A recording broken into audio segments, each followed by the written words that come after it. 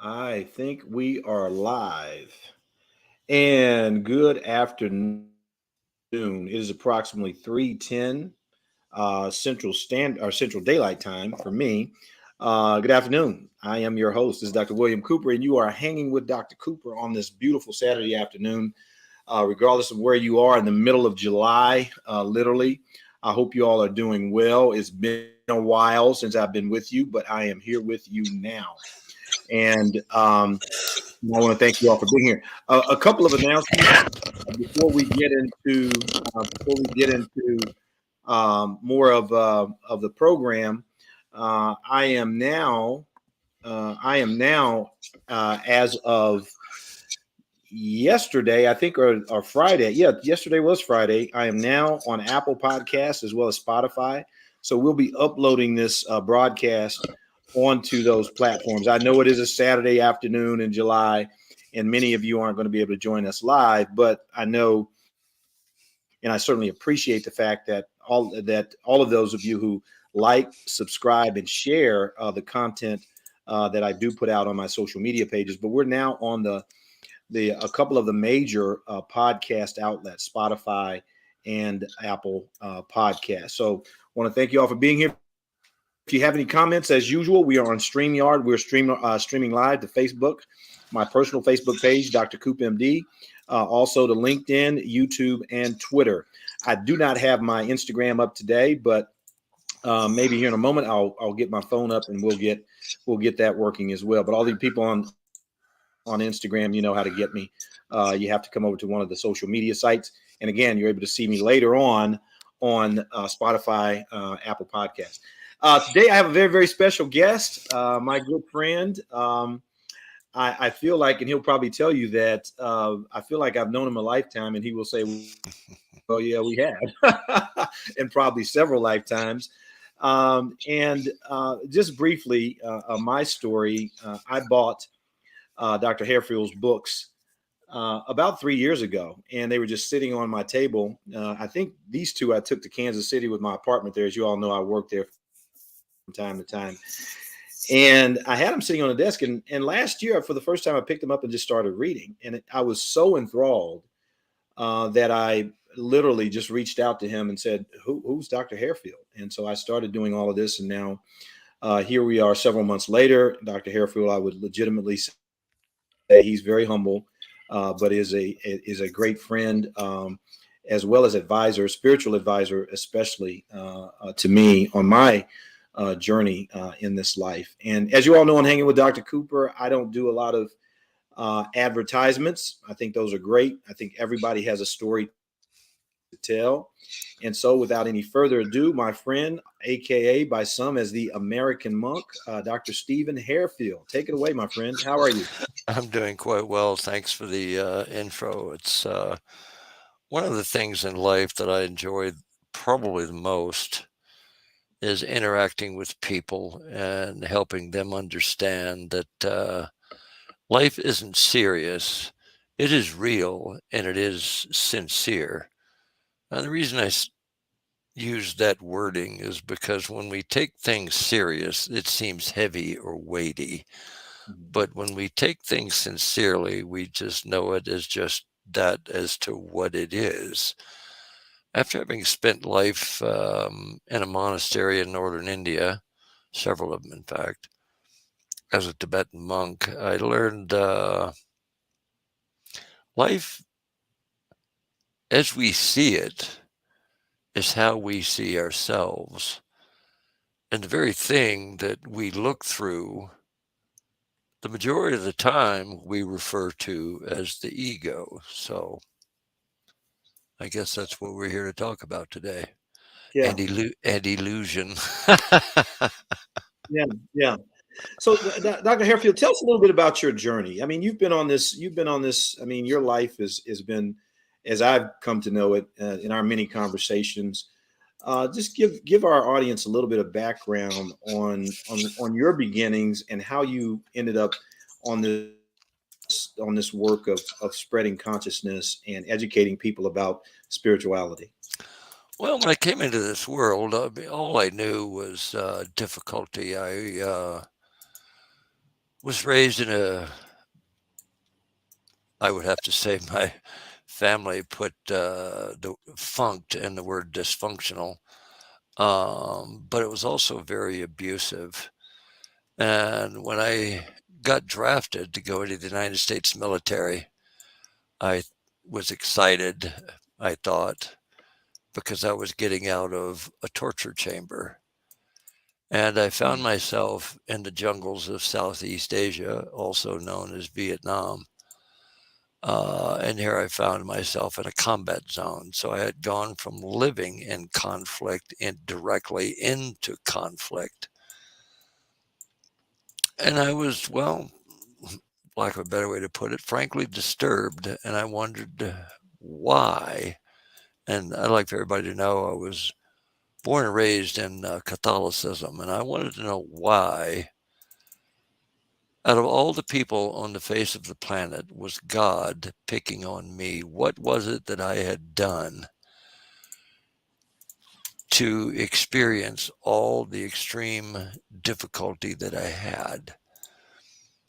And I found myself after graduating with a degree in psychology, I found myself wandering around in northern India. And then one day I was approached by two Tibetan monks that said I was there in India to learn and that I was welcome to come with them. And I thought, okay, I had a little bit of time. In fact, it was summer, and I thought, okay, I could spend the summer doing this. I'm all right with that.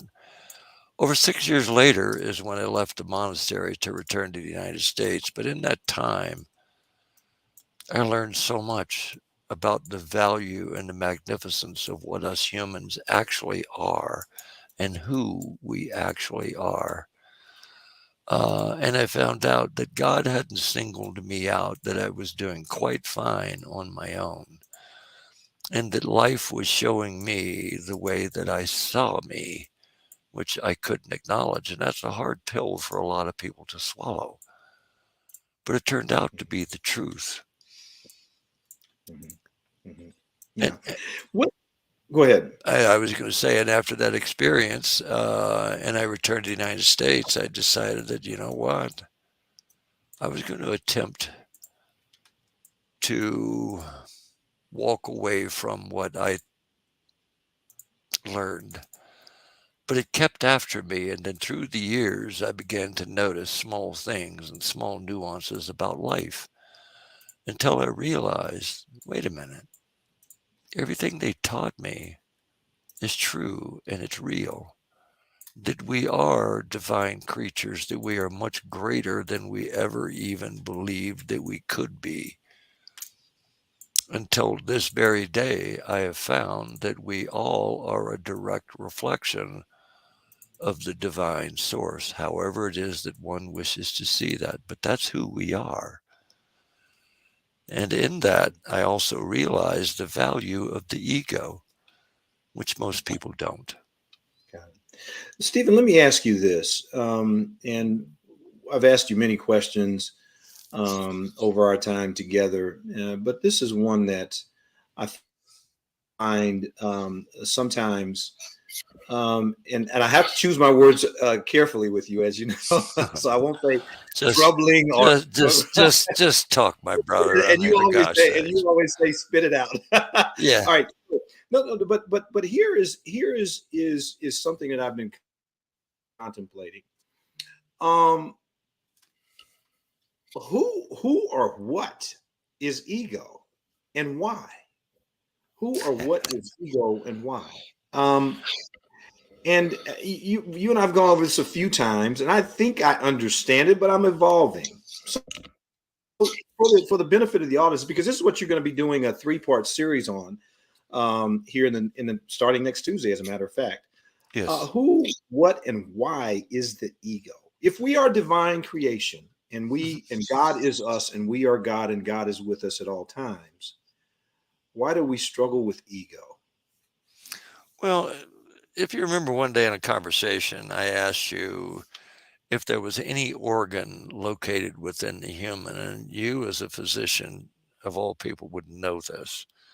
There is no organ that we can pinpoint and say this is the ego. My undergraduate degree is in psychology, and of course, after being a monk, I'm not sure that they are themselves understanding of the mind.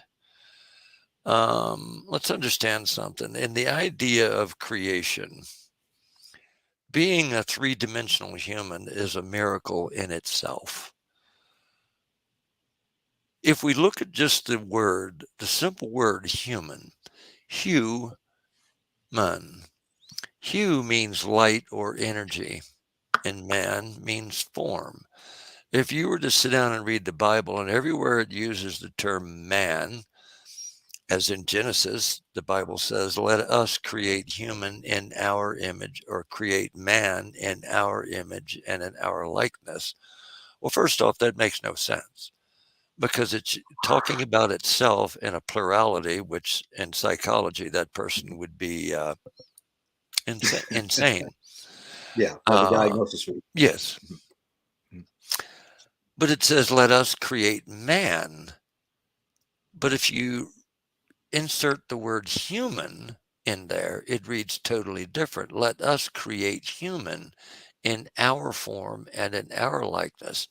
That makes more sense. Why? Because there are men and there are women. I don't care what the media and everybody else says, but there are those two ideas present. So if we look at the term hue, meaning light or energy, man meaning form, there had to be, if you will, an interface to connect energy and form as an operating principle. That circuit or that connection, well, happens to be the ego.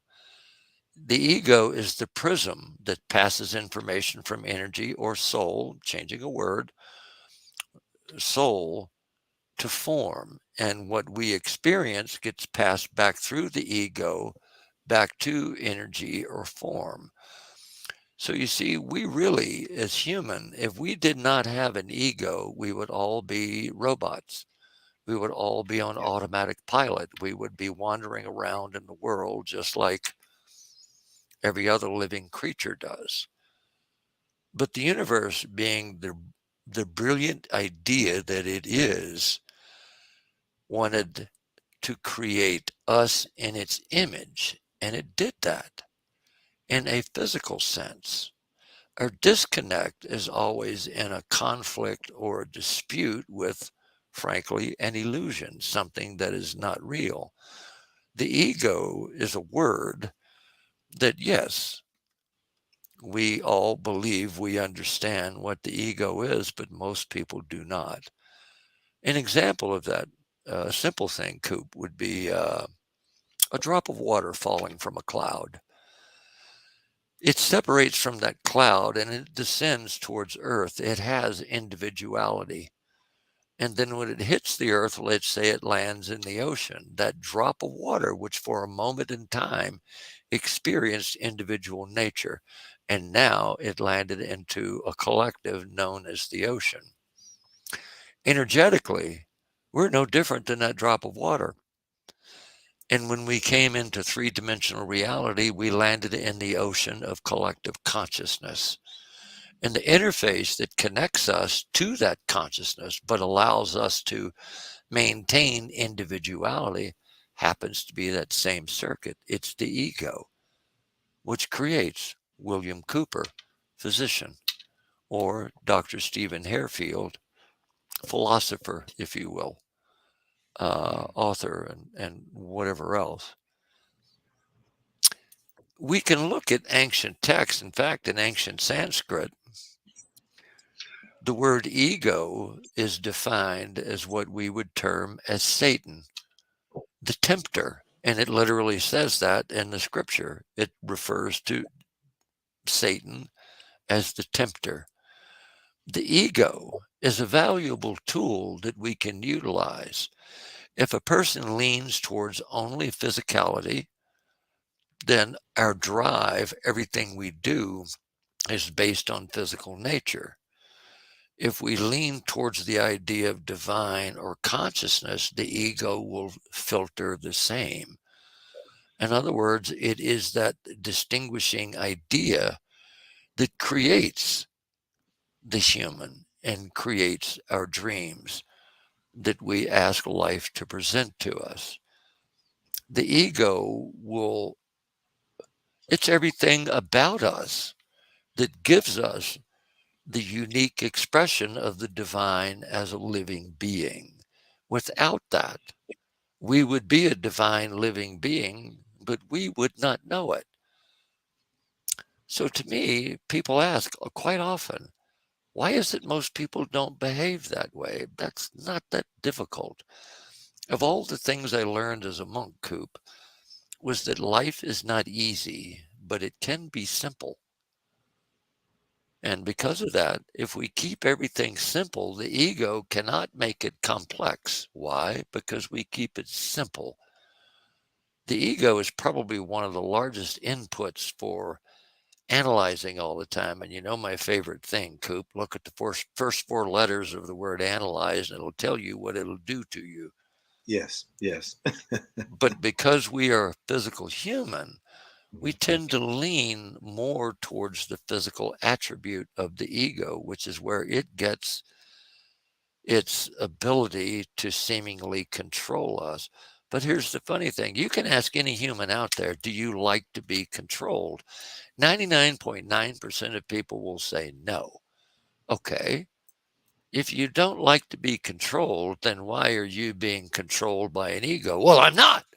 Well, hold on. That was your ego right there that responded, because it doesn't want you to know that. Here's our options, and we're the only living thing that has this option.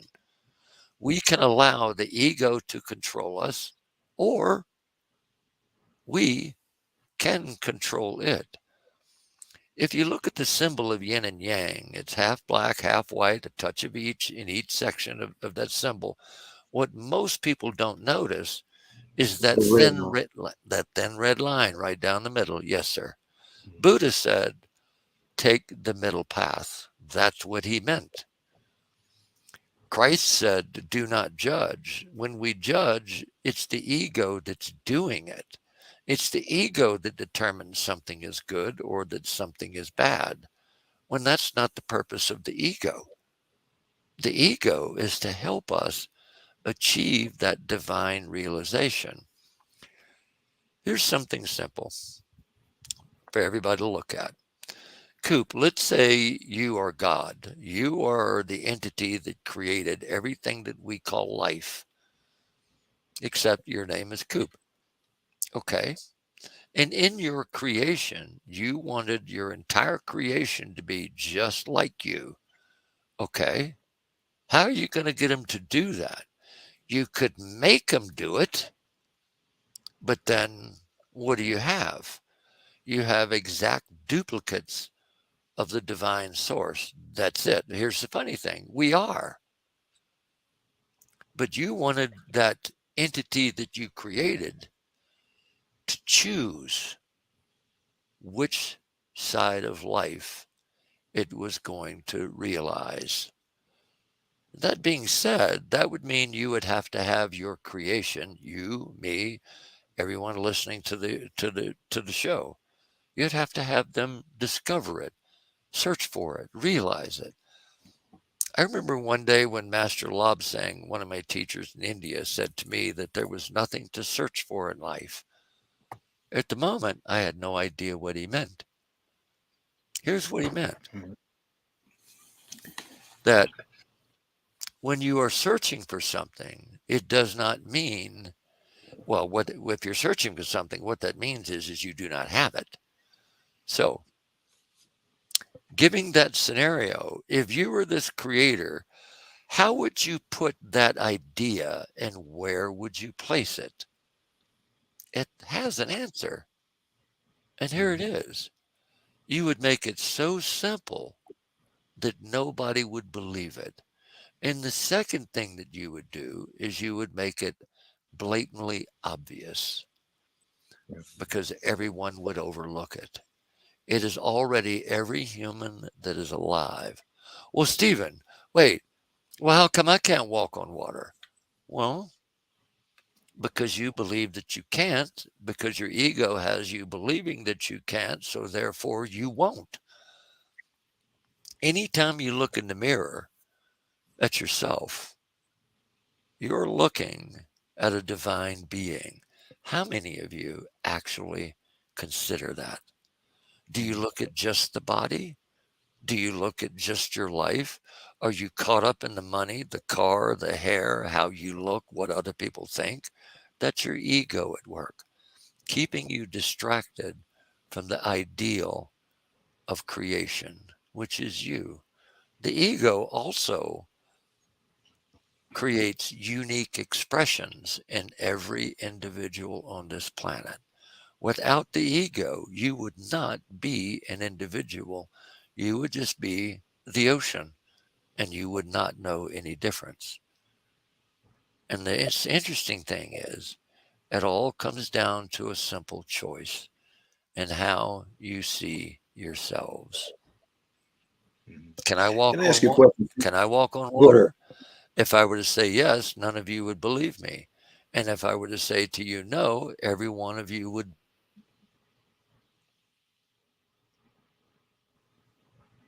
Uh-oh. What? I think we lost you there, but I think you were saying everyone would agree with you if you said no. I did say that. Yeah, Yeah, if I said yes, I could, nobody would believe it, and if I right, said no, I can't, everybody would believe that. right. Stephen, let me I want to dig a little deeper here Sure. on this idea of the entities, if you will, the entity that is this ego mind, if they are one and the same, and then this person, and then this true self. And you and I have had a conversation in the past, and you asked me, well, there is the observer, and there is the experiencer, and then there is the actual person or the actual thing that's doing the activity, if you will. For Close. that, yeah, Close. got it. Give it to me again, so I make sure. I want to make sure. I want because we got an audience. I want to make sure we're right. Okay. Um, there's the observer, there is the participant, and there is the observing participant. Okay, gotcha. Okay, Those are got the it. three. Now,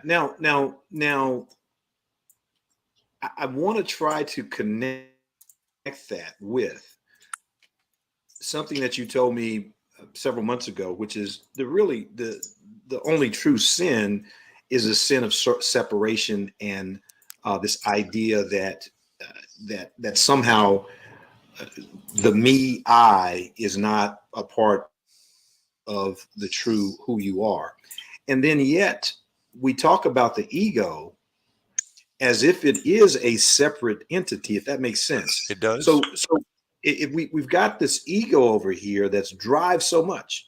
I mean, and you and I've had this conversation. I mean, 93%, I think, I think I read that in one of your books, of the time that humans have been on this earth, we've been in some kind of conflict, largely driven by ego, war, or whatever. Mhm. Uh, and if it's that powerful, and yet we are should be in union with that, um, then I'm wondering how, or is our goal, if there is a goal, to be in unison or be in union and in balance with this thing we call ego. Well, here's the funny. First off, the idea of separation is probably the largest illusion. In fact, I once heard it said that if there is a sin, there is only one, and that's the illusion of separation. We're not separate. You may be in St. Louis, and I may be sitting in Reno, Nevada, but energetically, we are just as connected if we were sitting in the same room. Mhm. The difficulty with us humans and the misuse of logic or overuse of logic. And I've said this to you before, when you're studying medicine, you use logic to study it, to understand it. But yet, when you're actually in there in the surgery, going back to the story that you shared in opening, a guy stabbed in the heart. Well, wait a minute. You stabbed in the heart, you're dead, because that's what we're taught. But when you're in there and you're in a surgery, as experienced as you are as a cardiologist, you're here now doing something that you've never done. And the divine takes over and it operates as you, through you, because it is you, because it can see the end result that you necessarily cannot. And then what it does is it guides your physical form into the proper steps to save that individual's life. Now, you as that surgeon, you have an advantage there. And I said this to you before, because you, pardon my humor, you operate there when you're in the operating room. So you're on divine pilot when you're in there. When you're not in the operating room and you're just walking down the street, now you've separated yourself from that source. And Yes. and Yeah. and now Yeah. you're back to utilizing your logic. Okay, that's fine to a degree. I've said this a gazillion times. Logic is valuable in some things. Logic is what the ego interfaces energy to form, and logic interfaces form to life, which is why we rely on it so much. What I mean by that is without logic, you could not walk in a forest of trees because you'd be bumping into every tree out there because you wouldn't be able to distinguish the open space between the two. Right. So logic has its value, but logic will not allow a person to achieve that divine state, which is all of our birthright. It's who we Mhm. are. It's not what we are. Logic works on what. And because we give so much credence to what, the ego operates in that same direction. It Mhm. will follow your lead. And then what it will do is it will magnify everything for you. Here's the funny thing, if you Mhm. lean in the other direction towards the divine source, it will do the exact same thing. Ah. I can sit here and say a simple rule of thumb in life is this: if you would like to know what's running your life, it's simple. I'd have to sit here and say 90% of people are controlled by their ego, yet they will tell you, no, I'm not. Watch them, watch their behavior, and you'll see what I mean. Uh-huh. Anytime you react to something, that's your ego doing it.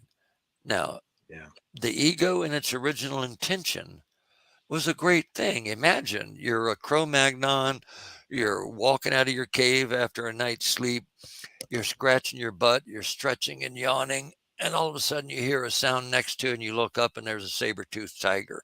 Wait a minute. Your ego is going to save your life. I know Right. that from being in Vietnam. I'm alive today because of my ego kept me alive. Its primary function originally was to make sure the physical being lives. That's where it Mm-hmm. operates from that primal beginning. And here's the funny thing, if your wife gets mad at you, your ego is going to be facing a saber-toothed tiger. It's no Right. longer your wife. It's a life and death now. Mm-hmm. And that's why we react to things the way that we do. But Yeah. excuse me, the last time I checked, I don't think saber-toothed tigers are around anymore. Oh, by the way, when I was in India, I had a friend that weighed about 400 pounds, Yes. and Yes. it was a male Bengal tiger. Mm-hmm. And Yeah. how I met this thing, my teachers, people think being a monk is easy. And here's a cute story that really happened. One of my teachers, Lob Singh, asked me one day, he said, "What is my greatest fear?" And I told him, "A slow, agonizing death." And he nodded. And as he was walking away, I started scratching my head, going, I don't know if that was a good answer I gave him. Several days later, the abbot, Kaila, wanted me to go into the little village to get some things like thread and some other stuff. And I went, okay. And I go out the front door of the monastery. As I'm headed down this little path, I look, and there's a Bengal tiger staring straight at me about 80 yards in front of me.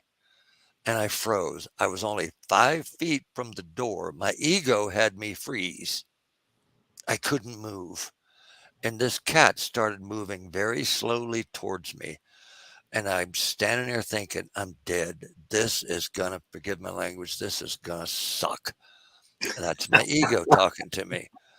And I couldn't move. It's like my feet were glued to the ground. And then the last thing I can remember was this tiger, full flight, right at me. I mean, its legs were out like breakfast. And he came right down on me. And I'm screaming and hollering. And if I would have paid attention, my ego hadn't blinded me, I would have noticed the cat was not hurting me.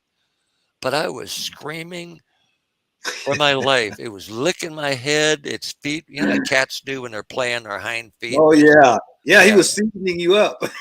Yeah. I thought I was being softened as what was going on. And I heard this laughter.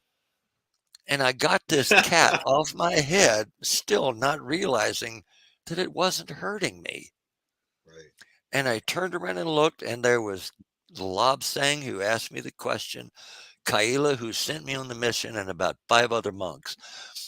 3 of the 5 of them were on the ground, rolling around, laughing. I had never met this tiger before.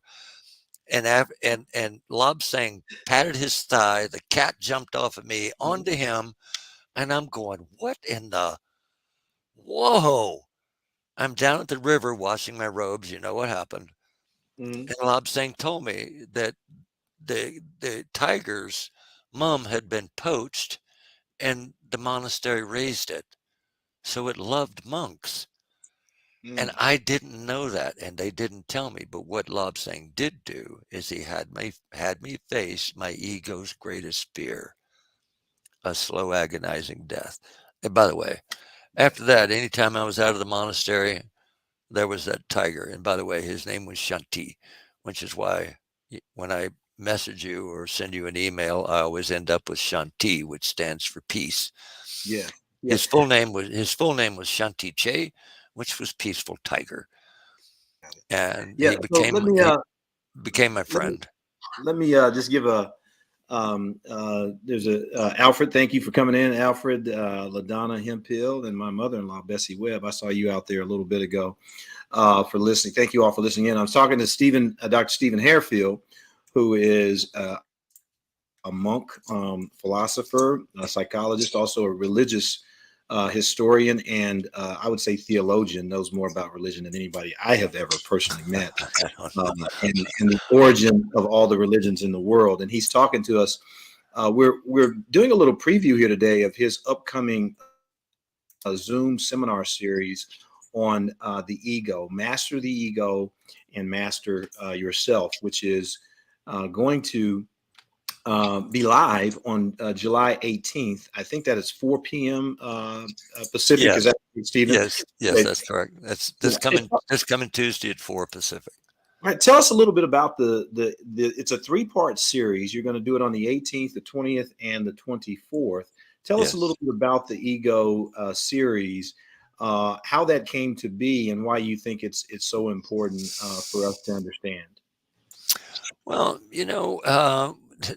by the way, when I was getting my master's in religion and theology, I used to get myself in trouble a lot with questions I would ask.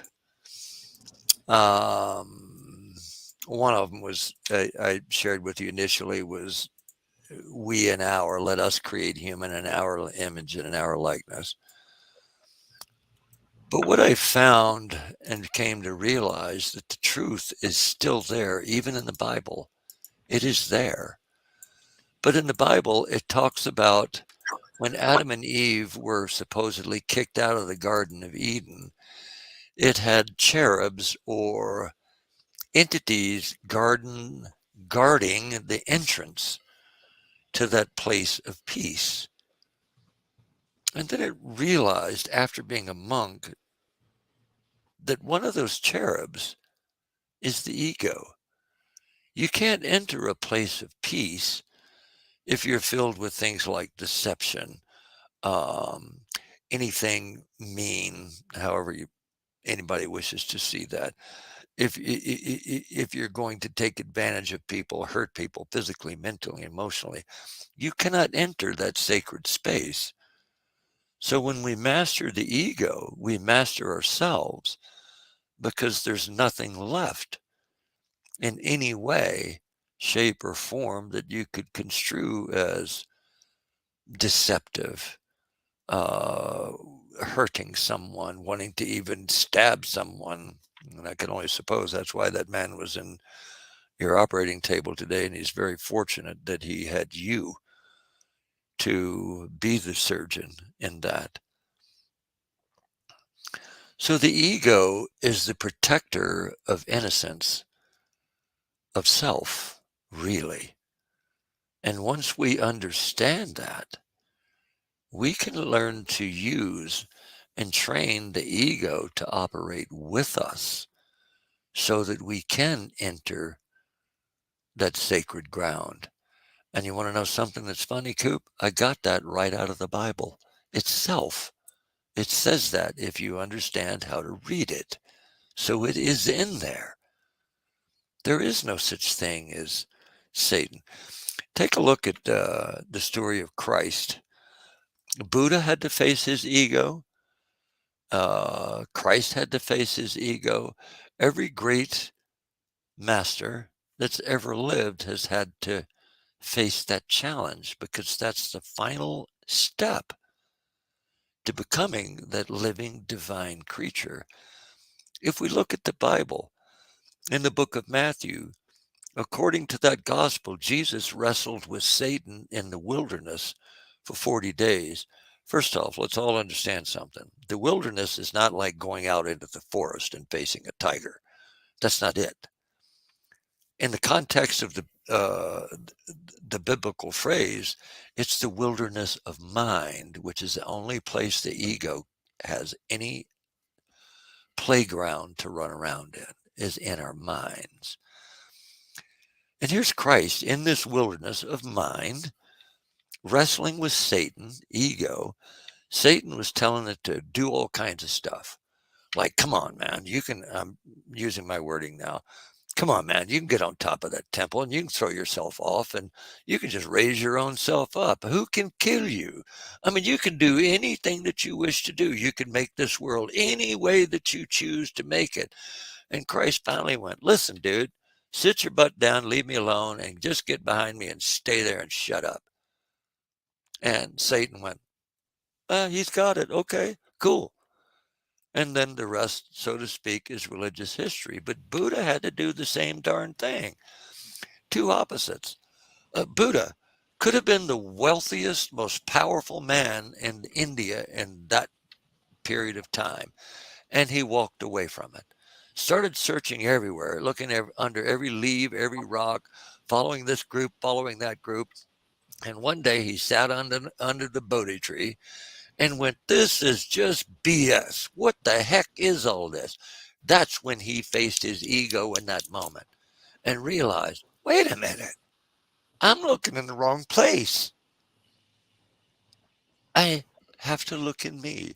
Who am I in this? Who are we in this? That's the question everybody is going to be faced with and has to answer. Forgive me for my emotions, but this is so special. The ego is your key. It's your ally. It's going to get you to where you choose to go. Coop, you became an incredible cardiologist and surgeon. Your ego helped you get there. And now you're looking at the other side of that and you're discovering other ways of seeing things, which is making you a much more clearer human being because you're using the ego to help you do that. You cannot deny it. You cannot get away from it. So it's there to help you. Use it as a tool, not as your enemy. If it's an enemy, it's an illusion. And you can't fight air. Air is going to win every time. The ego is going to put you into things to help you solve things. Let's say a person, and this is every human has experienced this, even the people listening. We've all experienced rejection. If you have a fear of rejection, ego is going to play on that with you. But to the ego, it's playing. To you, the individual, no, you are afraid of, you can't stand being rejected, and you will fight it. You will give yourself up to please that other person so that they will accept you completely. And in the whole time, the has one message: to get you to realize that you are a unique expression of the divine source. And once you realize that and you no longer are afraid of rejection, the ego did its job. It taught you that rejection is the illusion, not you. Not everybody is going to like you. Not everybody's going to like me. But here's the funny thing: when I was younger, that would bother me. And after being a monk, honestly, this is going to sound crass, but it's okay. I don't care. If somebody doesn't like me, that's okay. That's your decision. That's your ego. And I think you have to look at your ego. And that has nothing to do with me. And that's where we can use the ego as a tool, because your ego fits you and no one else. What do you think, Stephen? Where do you think this demonization of the ego, where did that come from? I know you and I've had deep conversations about the deception that we've been under as Christians for over 1,600 years, and some others for perhaps even fewer years, or some others perhaps even for many more years than that. But the what role has this programming and this or I should say conditioning from a religious, and I don't want to be critical of religion, that's not the point, but I think for many of us, and I've expressed this to you on a number of occasions, that I'm so shaped and formed and have been most of my life by religious dogma that for the most part, a lot of it is just false, and it's not necessarily, well, I shouldn't say that, but I would say it's not necessarily truth. Just talk a little bit about that in our remaining time. Um, I'm going to take this head on because the universe is not giving me any options. So here we go.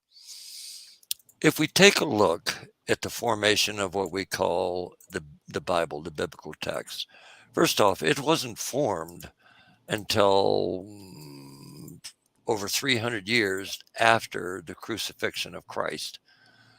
300 years. And it was formed in a period that we know today as the Dark Ages. And we know, looking at history, that during that period of time, there was a lot of different superstitions that people believed in. You had to sacrifice any virgin to the volcano gods because the volcano was erupting or whatever. And I'm being somewhat facetious, but also literal as well. Right. So it was a very superstitious period when the biblical text was created. And to be candid with everybody, what was done was that a new superstition was created to usurp and circumvent all the other ones. So it gave us one major superstition. And then, by the way, everybody was tortured, persecuted, dissected, burned at the stake, so that early religions could gain the level of control that it has. In fact, Pope Gregory the Great in 985 AD, and you can Google this, anybody can look it up. He's the one that called Mary Magdalene a prostitute. Right.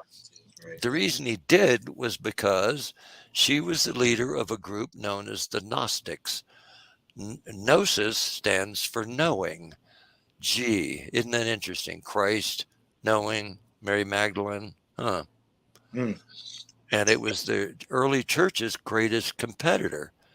So he deemed her as a prostitute. Now, consider something. Who's going to follow a prostitute around unless you're going to pay for her services? Nobody.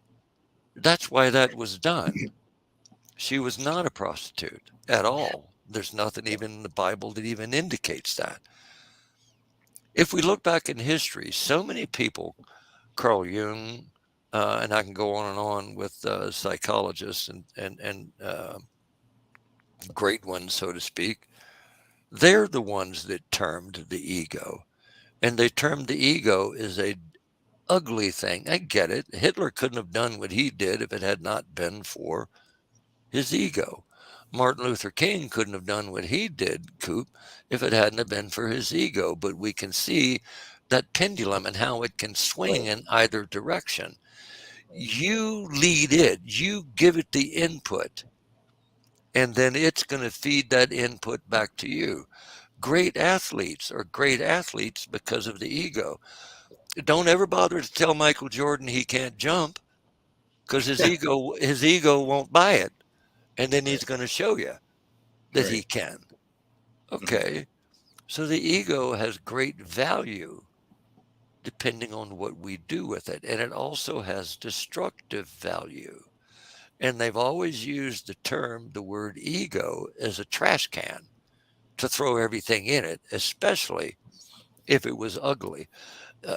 We've all heard growing up and even now, oh God, they have a big ego. Well, how do you know that? Well, here's the funny thing. You have my book on karma, and in karma, there's the law of the mirrors, which is the fifth principle. And the fifth principle of karma says, what you see in another has to be in you first or had to be in you first. So if you look at Right. another person and you claim they have a huge ego, what you're not noticing is your own ego because that's what's helping you see the ego in the other person. Right. Right. So there you go. I Yeah. mean, so the other person may not have a large ego, Mm-hmm. but you do because you're claiming they do. But Right. the person that, oh, I don't have a big ego, but they do, I don't. No, wrong. Yeah. That's Yeah. how the ego will tend to work Got it. because it will show you exactly the type of human being you're behaving as in any given second that you're alive. And here's the funny thing, if you don't see it, it'll keep you repeating it until you do see it. So the ego is a tool, it's not our enemy unless you are the enemy to yourself. And if you are the enemy to yourself, the ego is going to take advantage of you. Like, I'm getting it, my friend. I am slowly getting let me take that one more step if I can. Adolf Okay, Hitler. please, A lot of please. people don't realize, and historically using him, his mother was Jewish, and he could Yes. not stand that side of himself. Austrian. Yes. And yes, and because he couldn't stand that side of himself, look at what he did. And his ego is the thing that would not let him accept that side of himself. You know what? Everybody stop it. You are who you are, and you're the gift of life. If you don't believe that, the next time you get down on yourself, take a moment and look at the fingerprint on the tip of your finger. That's the only one of those fingerprints in this entire reality. I don't care where you look in the universe, that is your signature. That is unique to you. So when you go to compare yourself, when your ego decides to compare your ego against somebody else's ego, you are forgetting that one little simple idea. It's ridiculous to do it. Yeah. When I look Yeah. at Coop, I see a human. That's what I see. Yes, I know what his descent is. So what? Mhm. But I know that he is every bit of divine as I am because that's who we all are. Forget the covering, forget whatever else you might think, but each of you is a gift. You are the expression of your own individuality with your ego driving it. How? Stephen, I think one of the things that really that I have learned, and I will say that I've learned from you over this period of time, and that has been really it is, and I want to just emphasize it because, and so I think this conference and the series that you're doing is so important. Is that ego has been so demonized and Yes. weaponized in some way. Yes. And most people have no idea what the hell we're talking about when we say ego. I mean, and so I think it's so important. I didn't, quite frankly, until about 8 months ago and it's taken me some time for you to get me to a point where I get it. But here's the thing. And I just, because you say it and, it's so much a part of who you are.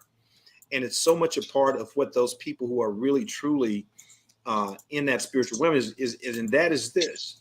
Your ego does not need to be destroyed. It needs to be used as a tool, and as just as much use what we see, all the bad, all of the good, and all of the ugly. But let's just talk about the bad and the ugly that we see out here in this world.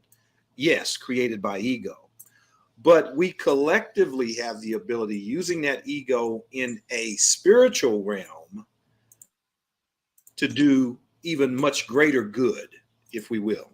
And so I think for me, that's kind of been a little bit of an eye opener here, Stephen, being, in our time together over the last several months. And I really hope that that's something that comes out and is really emphasized in the seminar series. It will be.